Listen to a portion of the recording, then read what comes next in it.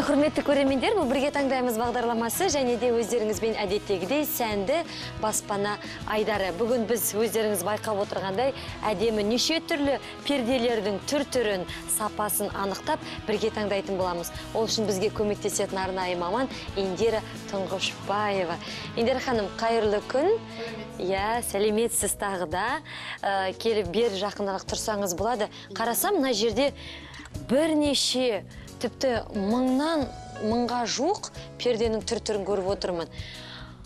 Әркім оның матасына енді тоқталатын болсақ, сапасына тоқталатын болсақ, түр-түсін тоқталатын болсақ, көп адамдар біле бермейді. Я, сіздер енді өзіңіз осы жерде біраз жыл қызмет етіп келе жатқасын, сіздер жақсы білесіздер. Қыр-сырын айтып өтсеңіз. Ең бірінші перде таңдағанда не нәрсеге мән береміз? Ең бірінші біздің салонға жаңағы тапсырыс беруші келеді. Сонымен біз ол кісінің үйіне барып, өлшемін аламыз, интерьеріне қараймыз, обойының түсіне, жалпы интерьері қандай екен. Соған қарап, осы салонда біз қолдан эскиз жасаймыз. Өзіміз жаңағы терезенің суретін саламыз. Сосын қандай мата керек, қандай дизайны керек, соның бәрін клиентпен осы салонда жұмыс істейміз. Енді маталардың барлығы от интерьера зависит еді ғой. Үйдің интерьеріне қарап таңдаймыз. Біреуге бір түсті керек, біреуге жаңағы гүлді керек, біреуге орнамент керек. Қазіргі кезде сәнде, трендте қандай маталар?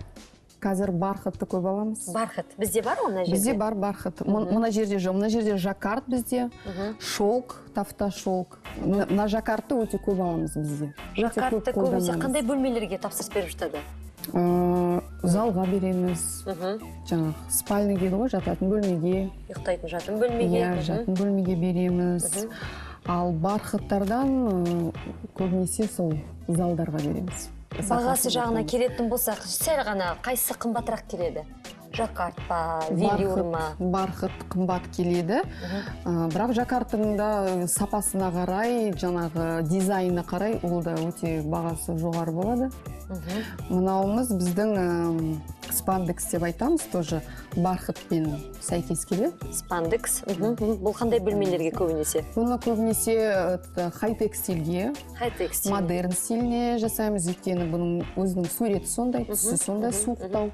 Сондықтан бұны сондай бөлмелерге. Бұны и спальныға да болады, залға да болады, десек болады. Ал енді қазіргі кезде біз жаңағы классикалық көбінесе кездесетін және де бір қазақы нақыштағы бөлмелерді, оюларды жасап, көптеген адамдардан көріп жатам, үйлерін арнайы бір бөлмемен сонда жабдықтап қояды. Оған қандай перделер таңдаған дұрыс? Оған сол қазақша оюлармен істейміз. Оны қазақша бөлме дейді. Мына жердегі перделерге тоқтайық. Бұл жердегі перделер қалың, қатты перде. Гобелен деп аталады. Бұның двухсторонний дейміз ғой. Екі жағы. Да, екі жақ түсті. Біреусі суықтау, біреусі ашық яркий цвет дейміз ғой. Сондайдан бұны детскийге жақсы аламыз.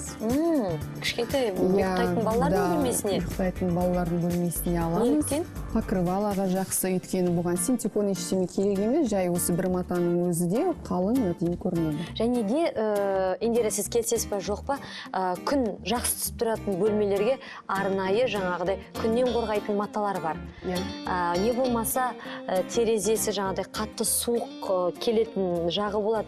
Оған бір арнайы маталар таңдап жатады. Сол жағында кеңес берсеңіз көрермендерге.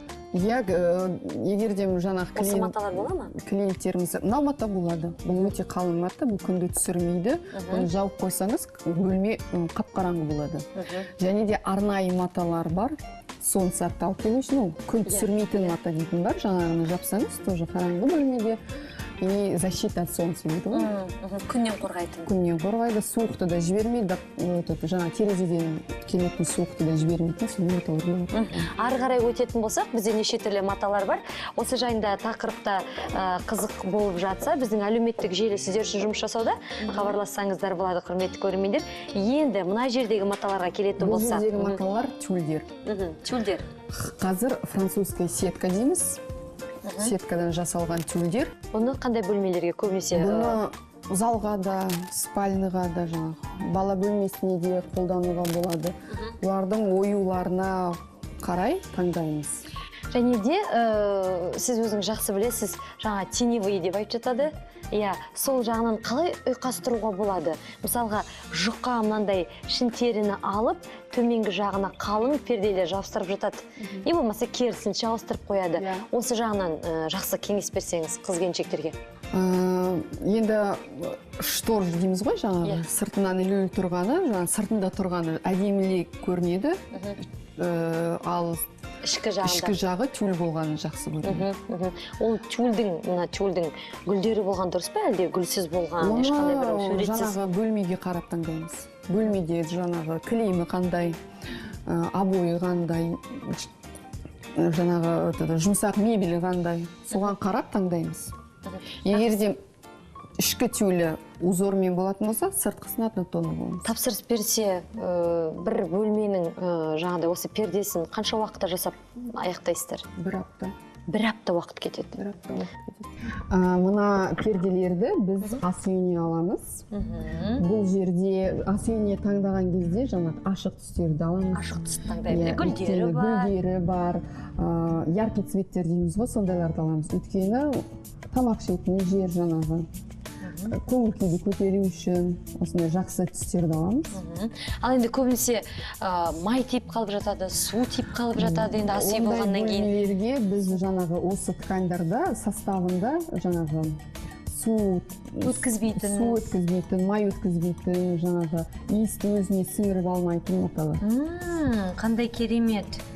Яғни бұлында метр бойынша бағасы сатылады, иә?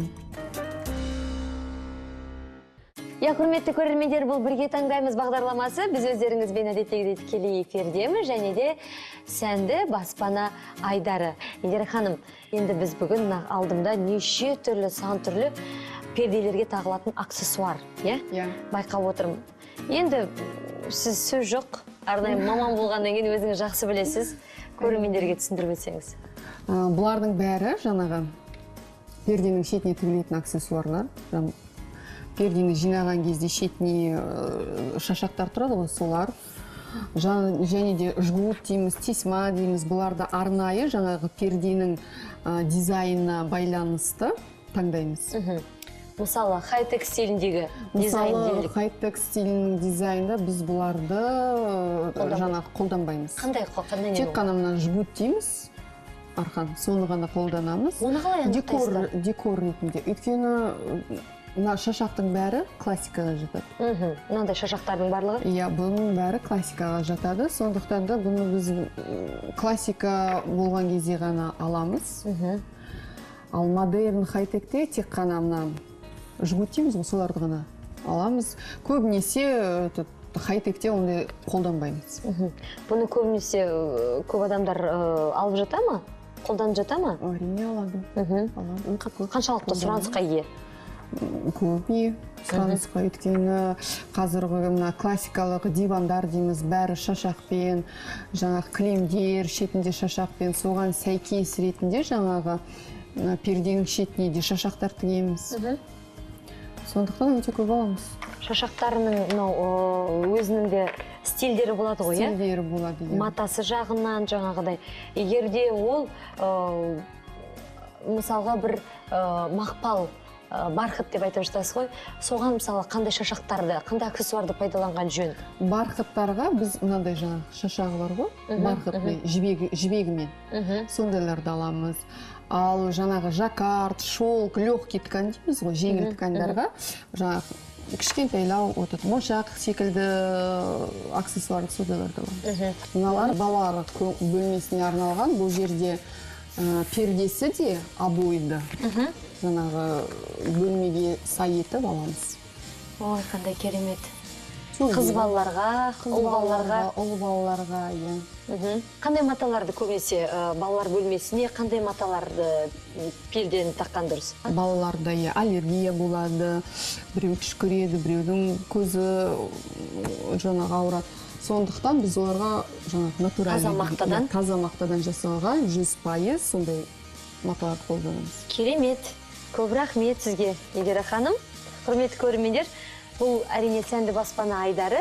Барлық қызықты ақпаратты өзіңізге алдыңыз ғой деп ойлаймыз. Бізде аздаған жарнама, қызықтың бәрі алда, арна қосылып болсын.